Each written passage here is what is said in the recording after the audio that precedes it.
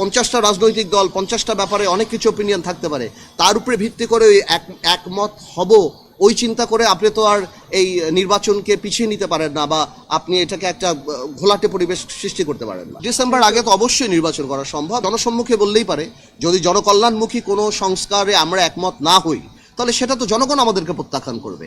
কিন্তু তার মানে তো এই না যে প্রত্যেকটা পিন পয়েন্ট ধরে আপনি যদি এরকম পারপিচুয়াল টাইম নিয়ে যাবেন যে সংস্কার কবে হবে, এবং জাতি এরকম একটা আনসার্টেনিটি থাকবে, রাজনীতি আনসার্টেনিটি থাকবে, দেশের ইকোনমি আনসার্টেনিটি থাকবে। আজকে বড় বড় ইন্ডাস্ট্রি থেকে আরম্ভ করে কলকারখানা, মানুষ কেউ ইনভেস্ট করতে যাচ্ছে না এই চিন্তা করে ইলেকশনের পরে হবে, ইলেকশনের পরে করব, স্টেবল গভর্নমেন্ট নাকি।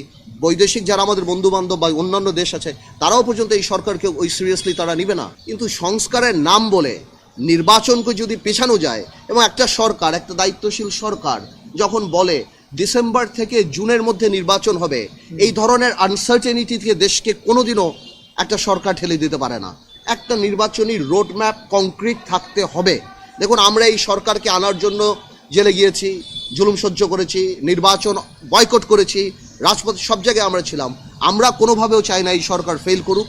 আমরা চাই জনগণের ইচ্ছা প্রতিফলিত হোক, কিন্তু এমন কোনো সংস্কারের জন্য জানি কালক্ষেপণ না হয়, যাতে করে এই দেশের মানুষ চিন্তা করা আরম্ভ করে যে আমরা কি আবার নির্বাচন কবে হবে, আদৌ হবে কিনা, এই ধরনের প্রশ্ন আসে।